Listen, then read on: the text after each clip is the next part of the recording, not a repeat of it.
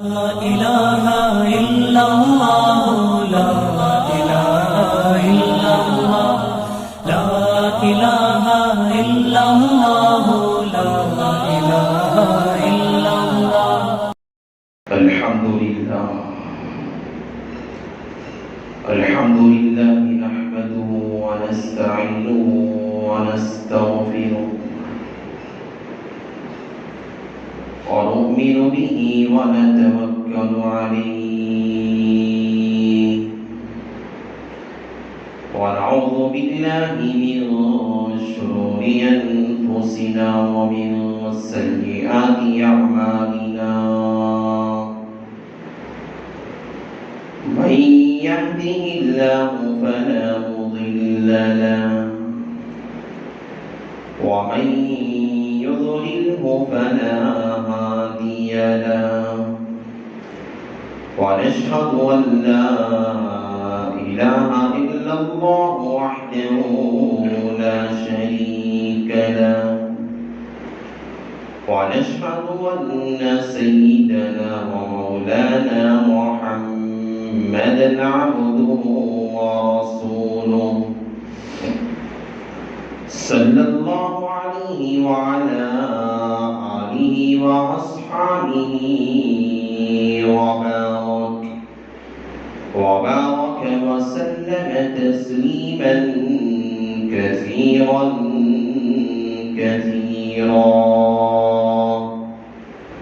أما بعد فأعوذ بالله من الشيطان الرجيم بسم الله الرحمن الرحيم وما أرسلناك إلا رحمة للعالمين وقال النبي صلى الله عليه وسلم على سيد الولد آدم نبينا عليه الصلاة والسلام رب اشرح لي صدري ويسر لي أمري واحلل عقدة من لساني يفقهوا قولي اللهم صل على سيدنا مولانا محمد في أول كلامنا اللهم صل على سيدنا مولانا محمد في أوسط كلامنا اللهم صل على سيدنا مولانا محمد في آخر كلامنا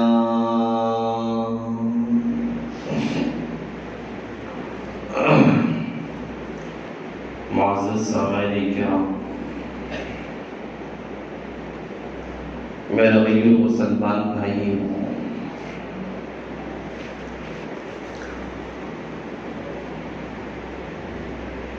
یہ مہینہ ماہ ربیع الاول کا مہینہ ہے،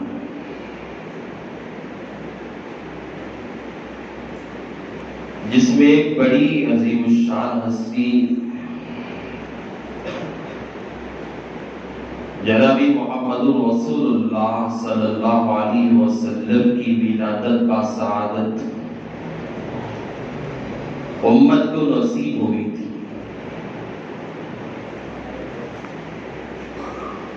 اللہ کے نبی علیہ السلام کے دنیا میں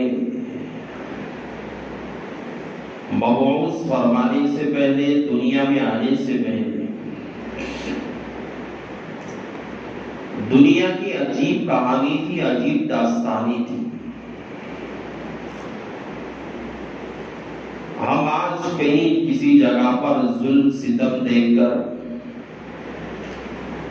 جبر اور تشدد کو دیکھ کر، بے حیائی کے کہیں تماشے کو ہم دیکھ کر، یتیموں، مسکینوں، بیواؤں، بے قصوروں کے حق کو چھینتے ہوئے دیکھ کر ہم سمجھتے ہیں کہ یہ بہت بڑا ظلم ہے، دنیا نے ایسا ظلم نہیں دیکھا۔ حالانکہ اللہ کے نبی علیہ السلام کے دور سے پہلے والے دور کو دور جاہلیت کہتے ہیں۔ ایسا دور جہاں ہر جگہ دنیا میں جہالت تھی، اندھیرا تھا، کوئی گناہ ایسا نہیں تھا جو دنیا میں نہ ہوتا۔ پیغمبر علیہ السلام کی پیدائش اور دنیا میں آنے سے پہلے دنیا میں یہود رہا کرتے تھے، اور یہودوں کا ایسی حالت ان کی تھی کہ وہ اپنے دین پر صحیح طور پہ عمل پیرا نہیں تھے۔ وہ لوگ بھی کئی چیزوں کو اپنا معبود بنا کر بیٹھے ہوئے تھے، اور یہودیوں میں سب سے بڑی چیز یہ ہے کہ وہ اپنے مذہب کے لیے کسی دوسرے کو دعوت نہیں دیا کرتے۔ اور اس وقت دور جاہلیت میں ایک اور لوگ بھی تھے جسے آج ہم عیسائی کہتے ہیں۔ اللہ کے نبی علیہ السلام کے دنیا میں آنے سے پہلے ایک پیغمبر، ایک نبی اور ایک رسول آئے جو حضرت عیسیٰ علیہ السلام، اور حضرت عیسیٰ علیہ السلام کے ماننے والے لوگوں کو عیسائی کہا جاتا ہے۔ اور اللہ کے نبی علیہ السلام کے پیدائش سے حضرت عیسیٰ علیہ السلام کے جانے کے دور تک ایک بڑا لمبا سفر تھا، اور حضرت عیسیٰ کو ماننے والے لوگ بھی غلط ہو گئے، غلط چیزوں میں پڑ گئے، ان کی کتابوں میں رد و بدل ہو گیا، ترمیم ہو گئی، تخفیفیں ہو گئی، رد و بدل اپنی کتابوں میں، اپنے کلاموں میں انہوں نے رد و بدل کر کے رکھ دیا۔ عیسائیوں نے تثلیث کا مسئلہ لے لیا کہ ایک اور تین مل کر کیا ہوتا ہے، تین اور ایک مل کر کیا ہوتا ہے، تثلیث کا مسئلہ لے لیا۔ کئی لوگ تثلیث کے مسئلے میں پڑھ کر پریشان ہو گئے، غلط راستے پہ بھٹک گئے۔ اور یہ ہمارا ہندوستان اس وقت جو تھا، یہ بت پرستی کا اڈا تھا، ہر جگہ بت لگے ہوئے تھے، لوگ بتوں کو پوجا کرتے تھے، ایک نہیں، دو نہیں، ہزار نہیں، لاکھوں چیزوں کی لوگ پرستش کیا کرتے تھے۔ ہندوستان کے اندر بہت زیادہ بت پرستی کا دور تھا، ہر جگہ کوئی بت کو پوجنے والا، کوئی پتھر کو پوجنے والا، کوئی گائے ماتا کو پوجنے والا۔ ہندوستان کے اندر تو جہالت کا سب سے زیادہ غلبہ اور جہالت کی انتہا کو پہنچا ہوا تھا۔ اور ایک طرف عرب کے رہنے والے، مکہ کے رہنے والے لوگ، عربی بولنے والے اور مکہ کے رہنے والے سردار جو تھے، ان کا حال تو ایسا تھا، نہ ان سے دین سے کوئی سروکار تھا، دین سے نہ کوئی واسطہ تھا، نہ اخلاق سے کوئی واسطہ تھا، نہ انسانیت سے کوئی واسطہ تھا۔ وہ ظلم تشدد کرنے میں، ایک دوسرے پر ظلم کرنے میں، ایک دوسرے کا مال کھانے میں، کسی کو ستانے میں، کسی کو پریشان کرنے میں، زناکاری میں، ڈاکہ زنی میں، چوری میں، ہر کام میں سب سے آگے لگے ہوئے تھے۔ ہمیشہ عربوں کا ایسا حال تھا کہ ہمیشہ نشے کی حالت میں شراب پیے ہوئے ہوتے، مستی کی حالت میں ہوتے، ہمیشہ نشے میں ہوتے، جب چاہتے جس سے چاہتے نکاح کر لیتے، جب چاہتے جسے چاہتے چھوڑ دیتے، طلاق دیتے، بھگا دیتے، اور اپنی بچیوں کو زندہ قبر میں دفن کر دیتے، اور عورتوں پہ ظلم تھا، تشدد تھا، ایک ایسا ماحول تھا، پوری دنیا میں ظلم کا ماحول تھا، تاریکی کا ماحول تھا، دنیا ترس رہی تھی کہ کوئی انصاف کرنے والا ہے، دنیا اس بات کے انتظار میں تھی کہ کوئی عدل کو پھیلانے والا ہے۔ اس دور کے اندر اللہ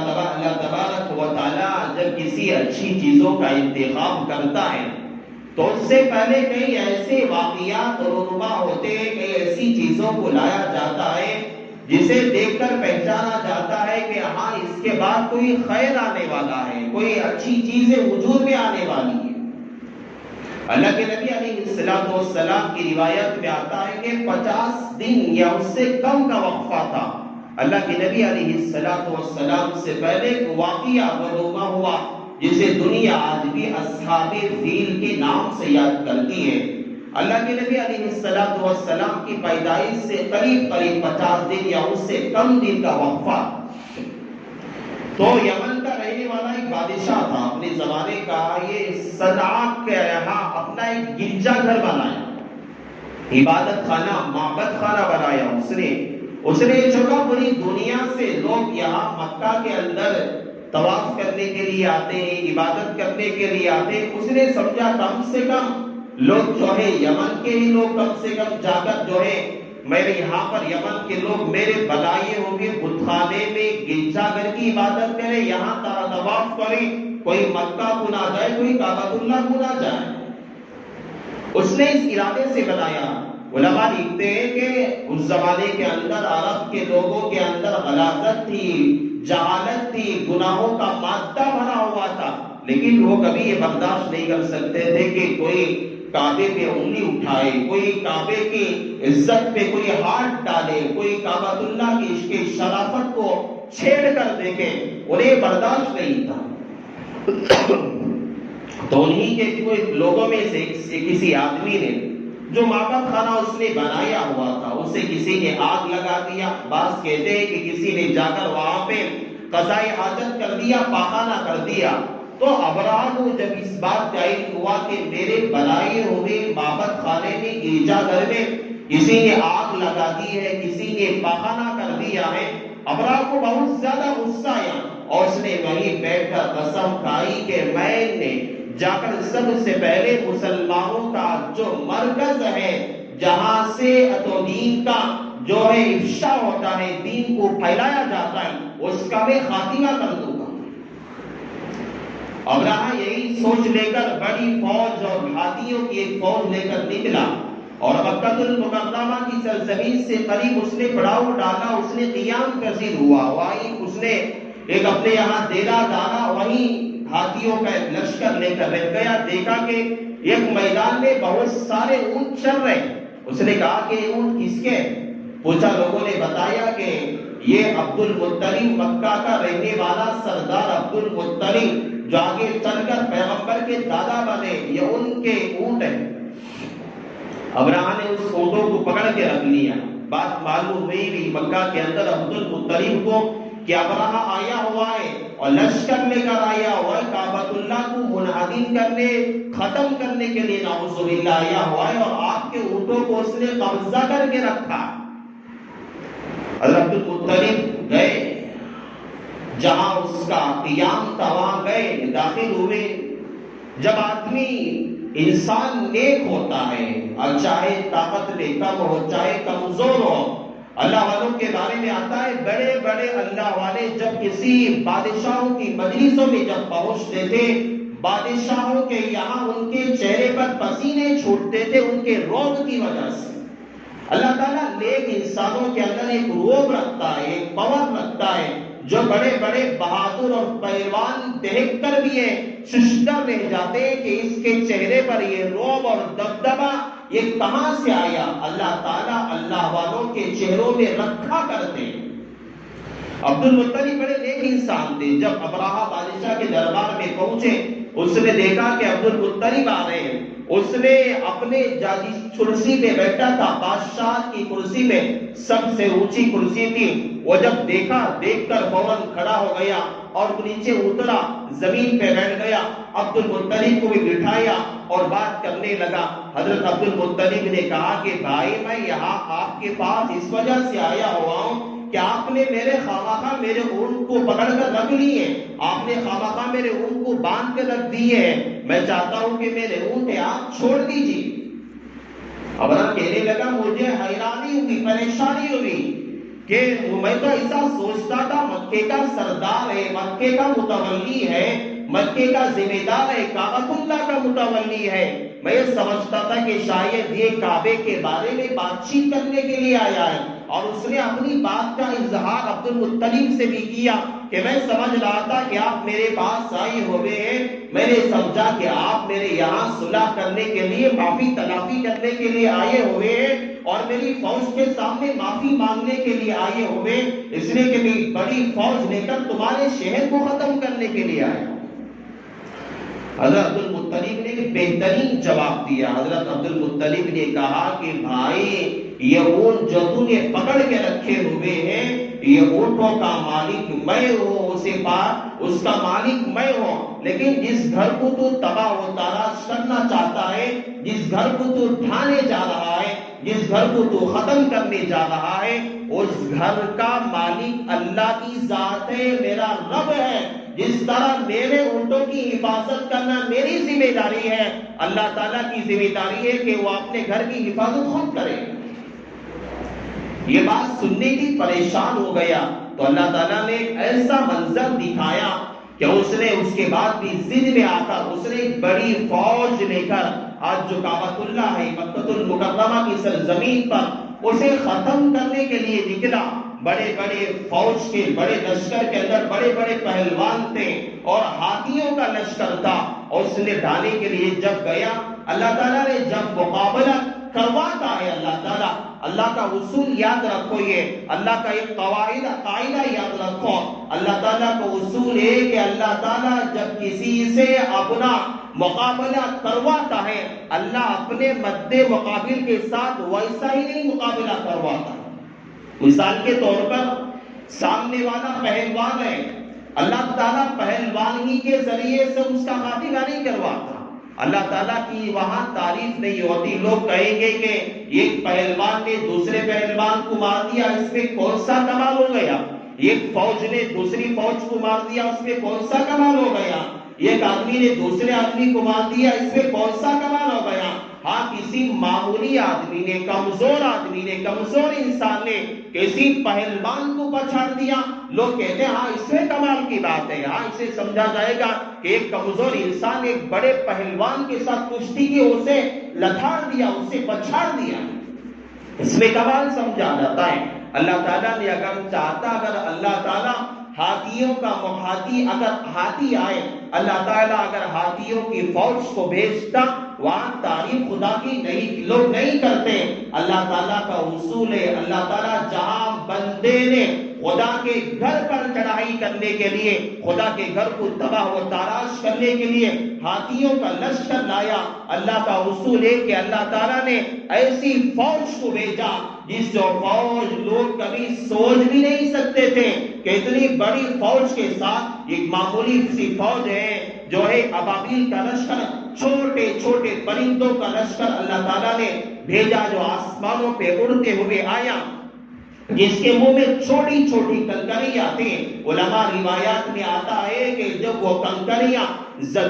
زمین پہ ڈالتے، اپنی چونچوں سے نکالتے، وہ ایسا کام کیا کرتی تھی آج جس طرح کے بم کام کیا کرتے، آج بارود کے ڈھیلے جس طرح کام کیا کرتے، اس زمانے کے اندر اللہ تبارک و تعالیٰ نے آج سے 1450 سال پہلے ہاتھیوں کے لشکر کے ساتھ جب اللہ نے اپنی مخلوق کا مقابلہ کیا، چھوٹی مخلوق کے ساتھ اللہ نے ایسا مقابلہ کر کے بتایا۔ یہ واقعہ یاد رکھا ہے جب بھی اس واقعے کو ذکر کیا جاتا ہے کہ جب ان ابابیل نے پتھر کو برسائے،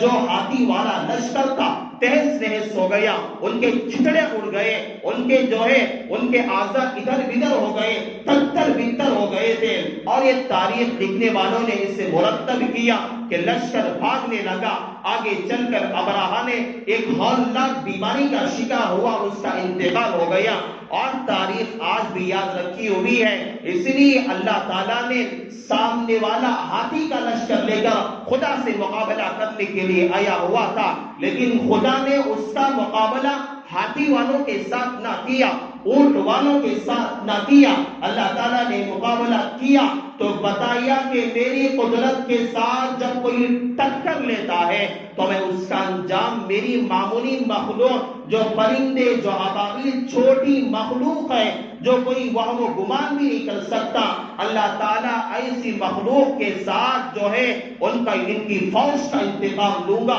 اور معمولی کنکر جیسے انسان کو کوئی زخم اور خراش بھی نہیں آ سکتے، اللہ تعالیٰ ان کنکریوں کے ذریعے سے بم دھماکوں کا اللہ جو ہے انتظام کر سکتا ہے، اللہ ایسا انتقام لے سکتا ہے، اللہ تعالیٰ نے وہ ایسا انتقام لیا۔ آج پوری دنیا یاد رکھی ہوئی ہے جس کا تذکرہ اللہ تعالیٰ نے سورہ فیل کے اندر اللہ نے مفصل تذکرہ فرمایا۔ دیکھو ہر بارش آنے سے پہلے، برسات کے آنے سے پہلے ہوائیں ٹھنڈی ٹھنڈی چلا کرتی ہے، معلوم ہوتا ہے، ایسا لگتا ہے برسات آنے والی ہے۔ موسم بہار آنے سے پہلے موسم تبدیل ہوتا ہے، کبھی جو ہے ٹھنڈ لگنے لگتی ہے، ایسا لگتا ہے کہ موسم بہار آنے والا ہے۔ تو اللہ تعالیٰ پیغمبر کی پیدائش سے پہلے، دنیا میں آنے سے پہلے یہ واقعات ایسے تھے، اللہ تعالیٰ بتانا چاہتا تھا کہ دنیا میں کوئی ایسی شخصیت آنے والی ہے جو ایک انقلاب برپا کرے گی، ایک ایسی احوال لانے والی ہے، ایک ایسا انقلاب برپا کرنے والا ہے جو پوری دنیا جس کی منتظر تھی، پوری دنیا جس کی منتظر تھی، اور جو ایسا انقلاب اور ایسی ہوائیں اور ایسا انقلاب لانے والی شخصیت کی ضرورت تھی جس کے لیے یتیم منتظر تھے، جس کے لیے اس زمانے کے بیوہ لوگ منتظر تھے، اور یتیم لوگ چاہتے تھے کہ کوئی آئے ہمارے سر پہ شفقت کا ہاتھ رکھنے والا آ جائے۔ اس زمانے کی بیوہ عورتیں یہ چاہتے تھے کہ کوئی آئے ہمیں اپنا حق دلوائے، اس زمانے کی بچیاں یہ چاہتی تھی کوئی آئے ہمیں زندہ درگور ہونے سے تو بچائے، مظلوم یہ کہتے تھے کوئی آئے ہمیں اس ظلم سے چھٹکارا عطا فرمائے، کوئی تو دنیا میں آئے ہمیں یہاں سے نجات دلوائے۔ غلام کہا کرتے تھے کوئی تو آئے ہمیں ان مالداروں سے، اپنے سرداروں سے، اپنے آقا کی سختی سے کوئی ہمیں نجات دلوائے۔ لوگوں کی زبانوں پہ الفاظ تھے، اللہ تعالیٰ نے ایسی شخصیت کو، اللہ کے نبی علیہ السلام کی ذات اقدس کو اللہ تعالیٰ نے بھی دنیا میں بھیجا۔ آنے کے بعد یہ تاریکیاں، یہ ظلمت، یہ آب و ہوا جو ظلمت کے چل رہے تھے، اللہ کے نبی علیہ السلام کی پیدائش کے بعد جو پوری دنیا میں تاریکی پھیلی ہوئی تھی، وحدت کا ڈنکا بجایا اور پوری دنیا میں بتایا کہ ظلم اصل چیز نہیں ہے، یتیموں کا حق دلوایا، بیواؤں کا حق دلوایا، مسکینوں کا حق دلوایا، اور کمزوروں کا حق دلوایا، مظلوموں کا حق دلوایا، اور بڑے بڑے ظالموں کو سبق سکھایا کہ دین کہتے کسے۔ اللہ کے نبی علیہ السلام کا یہ تذکرہ جہاں بھی ہوتا یہ عین عبادت ہے میرے بھائی، عین عبادت ہے۔ میں نے کہا تھا پیغمبر کا تذکرہ کرنا بھی عبادت ہے، پیغمبر کا تذکرہ سننا بھی عین عبادت ہے۔ اس ماہ مبارک میں جو تذکرے اللہ کے نبی علیہ السلام کے جگہ جگہ پر جہاں پہ ہو رہے ہیں، یہ انقلاب وقت کی ضرورت ہے کہ پیغمبر کے سیرت اور اس کی زندگی کو لوگوں کے سامنے لایا جائے کہ اللہ کے نبی کی سیرت کیسی تھی، اخلاق کیسے تھے، اللہ کے نبی کا کردار کیسے تھا، اللہ کے نبی کی زندگی کیسے تھے، کہ اللہ کے نبی نماز پڑھ کے جا کر لوگوں کو دھوکہ دیا کرتے تھے، کہ اللہ کے نبی علیہ السلام جو ہے روزہ رکھ کر دینداری کا لیبل لگا کر لوگوں کے ساتھ جا کر دغابازی کیا کرتے تھے۔ آخر اخلاق اور کردار اور کیریکٹر اللہ کے نبی کا کیا تھا؟ اللہ کے نبی علیہ السلام کی جو پیدائش ہوئی، ولادت واحد نہیں ہے کہ ولادت نہیں ہے۔ قاری طیب صاحب رحمۃ اللہ علیہ نے ایک بہت بہترین بات لکھی ہے، دارالعلوم دیوبند سابق معتمد نے بہت بہترین باتیں لکھی ہے۔ حضرت دیکھتے ہیں اللہ کے نبی کی ولادت ایک نہیں دو ہوئی ہے۔ آپ کہتے ہو کیسے دو ولادت ہے؟ ولادت تو ایک ہوتی ہے، پیدائش ایک ہوتی ہے۔ ایک ولادت آج اللہ کے نبی کی پیدائش ہے جسے ولادت جسمانی کہا جاتا ہے، اور ایک ولادت اللہ کے نبی علیہ السلام کی ولادت روحانی۔ اللہ تبارک و تعالیٰ نے اللہ کے نبی علیہ السلام کو جو ولادت 40 سال کے بعد عطا فرمائی۔ اللہ کے نبی جب پیدا ہوئے، اللہ کے نبی کی جب پیدائش ہوئی، اس وقت محمد بن عبداللہ کہا جاتا تھا، اور جب 40 سال کے بعد نبوت کا تاج پہنایا گیا، اس وقت کہا جاتا تھا محمد رسول اللہ صلی اللہ علیہ وسلم۔ اللہ کے نبی کی جب پیدائش ہوئی 12 ربیع الاول کے اندر یا 8 ربیع الاول، جو بھی اقوال مختلفہ ہیں، جب یہ ولادت ہوئی اللہ کے نبی کی ولادت با جمال ولادت تھی، اور جب اللہ کے نبی علیہ السلام کی ولادت جب نبوت 40 سال کے بعد اللہ کے نبی کو عطا کی گئی، یہ ولادت با کمال ولادت تھی۔ ولادت با جمال کہتے کسے؟ علماء کہتے ہیں اللہ کے نبی علیہ السلام نے کہا تھا کہ اللہ کے نبی کا چلنا اٹھنا بیٹھنا ساری امت کے لیے ایک نمونہ ہے۔ حضرت صحابی ہے حضرت ابو ہریرہ رضی اللہ تعالیٰ عنہ، حضرت ابو ہریرہ فرماتے ہیں میں ایک مرتبہ اپنے حبیب پیغمبر علیہ السلام کو میں نے دیکھا کہ اللہ کے نبی علیہ السلام مسجد نبوی کے اندر ایک حلہ چادر اوڑھے ہوئے سرخ رنگ کی بیٹھے ہوئے ہیں۔ سرخ رنگ کی مطلب ایسا نہیں کہ جس طرح ہم لوگ نیچے سے اوپر تک پیجامہ بھی ہمارا کرتا بھی لال رنگ کا پہن کر آ گئے، ایسی نہیں تھی، بلکہ اللہ کے نبی علیہ السلام نے سرخ رنگ کی چادر اوڑھ کر بیٹھے تھے۔ مطلب شراح حدیث نے، حدیث کی تشریحات کرنے والے محدثین نے اس بات کو لکھا کہ اللہ کے نبی نے جو چادر اوڑھی ہوئی تھی یمن کی چادر تھی، اور یمن کی اس چادر پر دھاریاں یعنی دھاگے اوپر پر تھوڑے تھوڑے لال رنگ کے بھی تھے، کبھی کسی چادروں پہ کالے رنگ کے بھی آتے تھے، پیلے رنگ کے بھی آتے تھے، بس دھاریاں تھیں، بلکہ کپڑا تو سفید ہی تھا۔ اللہ کے نبی کی چادر اوڑھ کر بیٹھے ہوئے تھے۔ حضرت ابو ہریرہ فرماتے ہیں صحابہ بھی تھے، میں بھی تھا، جب میں نے دیکھا کہ 14ویں رات کا چاند ہے، 14ویں رات کا چاند ہے، پوری دنیا کو یہ روشن کیا ہوا ہے، اور اللہ کے نبی علیہ السلام مسجد نبوی میں بیٹھے ہوئے ہیں۔ میں کبھی پیغمبر کے چہرے کو دیکھتا اور کبھی میں 14ویں رات کے چاند کو دیکھتا۔ حضرت ابو ہریرہ کہتے ہیں خدا کی قسم میں جب میرے محبوب کو بھی دیکھتا اور اس 14ویں رات کے چاند کو بھی دیکھتا، مجھے ایسا لگتا تھا کہ سب سے زیادہ چاند کون سا خوبصورت ہے۔ میں دیکھنے لگا، پیغمبر کو بھی دیکھنے لگا، اس 14ویں رات کے چاند کو بھی دیکھنے لگا۔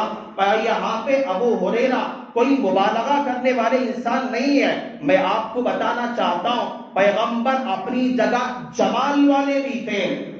ابو ہریرہ فرماتے میں پیغمبر کو جب دیکھنے لگا کہ میرے پیغمبر کا چہرہ اس 14ویں رات کے چاند سے بھی زیادہ چمکدار تھا، میری نگاہیں دیکھتے دیکھتے پیغمبر کے چہرے پہ جا کر جم گئی اور کہنے لگے خدا کی قسم میرے پیغمبر کا چہرہ 14ویں رات کی چاند سے بھی زیادہ تھا۔ صحابہ اپنی جگہ مبالغہ کرنے والے نہیں تھے، بڑھا چڑھا کر کسی بات کو بیان کرنے والے نہیں تھے، ایسی بخالت کرنے والے نہیں تھے، بلکہ صحابہ کا مقام ایسا ہے اس زمانے کے پوری دنیا کے اقدار مل جائے، ابدال مل جائے، غوث مل جائے، پیر مل جائے، تمہارے مرشد مل جائے، پوری دنیا اقطابوں سے بھر جائے، پوری دنیا مرشدوں سے بھر جائے، پوری دنیا ابدالوں سے بھر جائے، پوری دنیا معین الدین چشتی سے بھر جائے، پوری دنیا نظام الدین اولیاء سے بھر جائے، پوری دنیا قاسم ناموتی سے بھر جائے،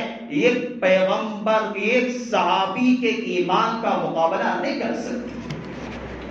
صحابہ کا مقام اتنا بڑا ہوتا ہے۔ حضرت ابو ہریرہ فرماتے ہیں میں کوئی مبالغہ نہیں، پیغمبر کے اندر ایسی ہوتی ہے۔ ایک بات قرآن سے میں اخذ کر کے میں سمجھا دیتا ہوں۔ اللہ تعالیٰ نے قرآن کے سورہ یوسف میں تذکرہ فرمایا، حضرت یوسف علیہ السلام کا تذکرہ فرمایا۔ حضرت یوسف علیہ السلام کے بارے میں آتا ہے حضرت یوسف علیہ السلام کو ان کے بھائی کنعان کے قافلے سے زلیخا نے مصر کی بادشاہ کی بیوی نے خریدا تھا۔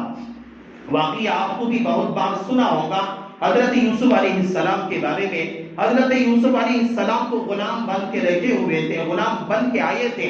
اور ایسے خوبصورت تھے، مصر کی ساری لڑکیاں اور عورتیں ان پہ عاشق ہو چکی تھی، اور سب سے زیادہ مصر کی جو ملکہ تھی زلیخا، یہ سب سے زیادہ عاشق ہو چکے تھے، اور عورتیں مصر کے زلیخا کو تانے دیتے تھے، کیسی ملکہ ہے، یہ غلام پہ عاشق ہو گئی ہے، یہ غلام کے ساتھ چکر چلا رہی ہے، یہ غلام کے ساتھ محبت کر رہی ہے، کیسی ملکہ ہے، تانے دیتے تھے، بار بار تانے دیتے تھے، اسے بار بار غلط باتیں کیا کرتے تھے، افسوس کیا کرتے تھے۔ جب یہ بات ہونے لگی زلیخا کو جب پتا چلا کہ عورتیں ایسی بات کر رہی ہیں، اس نے ایک چالاکی یہ کی کہ اپنے مہمان خانے میں ساری عورتوں کو چائے کی پارٹی کی۔ اس زمانے میں چائے تو نہیں تھا، مسئلہ نہیں تھا، لیکن میں آپ کو سمجھانے کے لیے کہہ رہا ہوں، فروٹ وغیرہ لا کر جو ہے اس نے رکھا اور ساری مصر کی خواتین اور عورتوں کو بلایا وہاں پارٹی کے لیے۔ ساری عورتیں آ کر جمع ہو گئیں۔ حضرت زلیخا نے حضرت یوسف علیہ السلام سے کہا یہ کمرے میں چھپ جاؤ، جب میں اشارہ کروں گی تم واپس وہاں سے نکل جانا۔ ساری عورتیں بن سور کر آئیں اور اپنے یہاں زیورات سے زیب تنگ ہو کر زیورات کو سجا کر آئیں، اور یہی سوچ کر سجا رہی تھی اور یہ سوچ کر زیور تنگ ہو رہی تھی، اپنے آپ کو سنوار رہی تھی کہ کہیں حضرت یوسف مجھے نہ دیکھ لے اور مجھے دیکھ کر مجھے کہیں پسند نہ کر لے۔ ہر عورت کے دل میں یہ خیال چل رہا تھا۔ ساری عورتیں بیٹھ گئی، ساری عورتوں کے سامنے جب جو ہے لا کر رکھا گیا، فروٹ لا کر رکھے گئے، اور اللہ تعالیٰ اپنے قرآن میں فرماتا ہے کہ وقال نسبت امرأۃ العزیز، اور عورتوں نے کہا زلیخا سے تو کیسی ملکہ ہے، تو کیسی بادشاہ ہے، تو یہ غلام پر عاشق ہو گئی ہے۔ تانے دینے لگے، بار بار کہنے لگے تراودھا فانھا، اور ایسی باتیں کرنے لگے جو اسے خلجان پیدا کرنے والی ہے، اسے آگ دلانے والی ہو، بار بار ایسی بات کرنے والے ہیں۔ فانھا ظالمہ، تو ایسی ہے تو گمراہ ہو جائے گی، غلط راستے پہ چلی جائے گی۔ جب عورتوں کے اس حال کو دیکھا زلیخا نے کہ ساری عورتیں مجھے تانے دے رہی ہیں، تو زلیخا نے جب دیکھا کہ یہ بات ہے تو اشارہ کیا کہ حضرت یوسف علیہ السلام کو باہر نکالا جائے۔ حضرت یوسف علیہ السلام دروازے سے نکلے اور عورتوں کے ہاتھ میں ہر ایک کے سامنے لا کر جو ہے رکھا گیا تھا، فَأَتَتْنَاهُ سِكِّينًا، چاقو کو لا کر رکھا گیا تھا۔ ساری عورتیں اپنے ہاتھ میں جو ہے فروٹ لے کر کاٹ رہی تھی، ہر ایک عورت کے ہاتھ میں چاقو تھی اور سارے دربار میں بھری ہوئی تھی۔ حضرت یوسف علیہ السلام کمرے سے نکل کر آئے، جب آنے لگے ایسی خوبصورتی حضرت یوسف کے چہرے پر تھی کہ جب دیکھ رہی تھی، دیکھتے دیکھتے کسی عورت نے اپنے ہاتھ کو کاٹ لیا، کسی نے اپنے بازو کو کاٹ لیا، کسی نے اپنی انگلیوں کو کاٹ لیا۔ انہیں پتہ نہیں چل رہا تھا کہ میں جو چاقو چلا رہی ہوں، یہ پھل کاٹ رہی ہوں یا میرا ہاتھ کٹ رہا ہے، یہ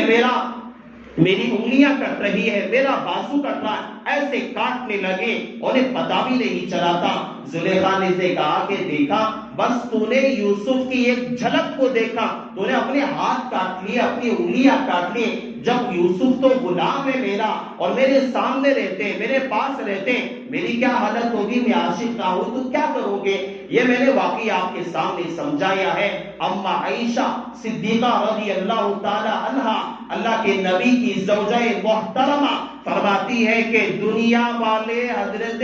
یوسف کو دیکھ کر اپنی انگلیاں کو کاٹ لیا تھا، لیکن میرے پیغمبر کے حسن و جمال کو دیکھتے تو اپنے دل کے دو ٹکڑے کر لیتے۔ پیغمبر کا حسن و جمال ایسا تھا، حدیث میں آتا ہے اللہ کے نبی علیہ السلام نے فرمایا اللہ تعالیٰ نے جو خوبصورتی کو پیدا کیا،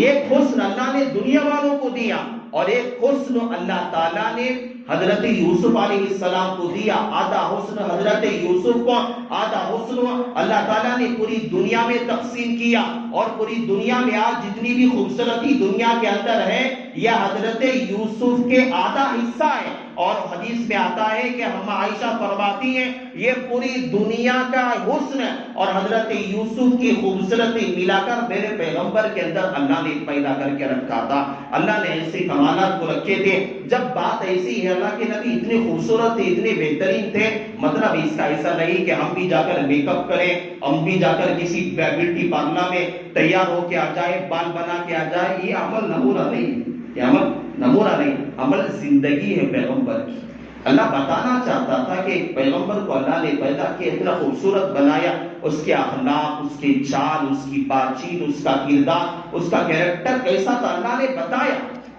لیکن مطلب ایسا نہیں کہ اللہ کے نبی کہ ایسی خوبصورت ہے ہم بھی خوبصورت بننے کی کوشش کریں، یہ عمل کا پیروکار نہیں ہے۔ عمل کا پیروکار یہ ہے، اللہ کے نبی نماز پڑھتے تھے، نماز کیسا پڑھتے تھے، روزہ رکھتے تھے، روزے کا طریقہ کیا تھا نا، کہ جو ہے حج کرتے تھے، حج کا طریقہ کیا تھا؟ اوابین پڑھتے تھے، تہجد پڑھتے تھے، نوافل پڑھتے تھے، اخلاق سے پیش آتے تھے، کیا طریقہ تھا، اس پہ عمل کرنا چاہیے۔ اللہ سے دعا ہے اللہ تعالیٰ سب سے پہلے اللہ مجھے عمل کی توفیق نصیب فرمائے، اللہ تعالیٰ آپ لوگوں کو بھی اللہ عمل کی توفیق نصیب فرمائے۔ بس انہی کلمات پر میں اپنی بات کا اختتام کرتا ہوں۔ آمین وآخر دعوانا الحمدللہ رب العالمین۔